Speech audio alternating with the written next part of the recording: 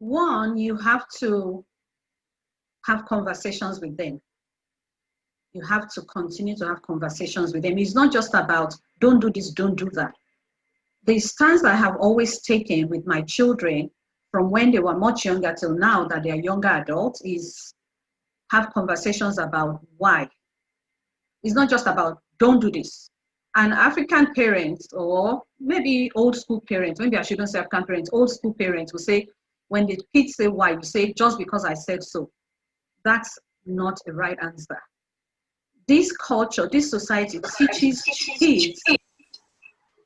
kids to be inquisitive. The culture teaches them to ask questions. So when you're shutting them at home, you're only pushing them outside. So my stance has always been have the conversation with them, explain things to them. Okay, this is why you shouldn't do this. This is why you shouldn't visit this site. This is why this particular act is not good for you. This is why things should be done in a particular way. And you go ahead and explain the pros and the cons. When you do the right thing, this is what happens. When you do the wrong thing, this is what is likely to happen. And sometimes I go from the moral to the spiritual. Because one, if I can lay down for you that there's a reason why the government says don't use this or don't do this. And you can now navigate that and go to the spiritual if you're a person of faith. So for instance, a child wants to go and bully somebody online. First of all, what does that look like to you? Where is that law of kindness? Do unto others as you would have them do unto you. Bullying them, does that satisfy that law? No. So part of one very important thing to stress, if you don't get anything else from myself and Dr. Lada for today, please have conversations with your child, ongoing conversations. Explain things to them. Don't just ram things down their throat. Explain to them. Explain to them why they need to stay safe online. Explain to them why they should not talk to strangers. Many of them are good with not talking to strangers in the physical. But when it comes to the virtual space, anything goes. So it's important for us to help them to understand that this is not just about daddy and mommy putting down another rule. It is about you staying safe.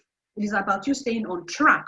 It is about you keeping your focus, keeping your goals, achieving your goals. Because to the extent that you can stay focused, to that extent you can achieve your goals. So that's where I always start from. I have conversations with them.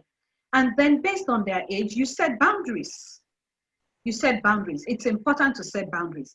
The boundaries that work for an elementary school child are not going to be the same boundaries for a middle schooler or a high schooler or maybe even a freshman college student. You know, I have a senior, a college senior, and she still has boundaries.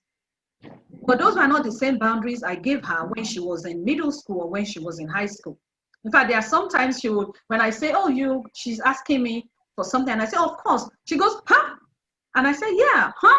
Because now you're a college senior, you know? So I expect that you have learned some things over time. But if you're telling me you have not, then maybe I need to pull back a little. And she goes, oh, no, mom, I understand. You know, so you have to set restrictions. You have to set boundaries based on their age. You know, don't treat your high schooler like you're going to treat your elementary child, because then that makes them want to become defiant, and you don't want to push them to become defiant. So have the nice, well, not really nice, many times it's not nice, but have the necessary conversations and set age-appropriate boundaries and restrictions.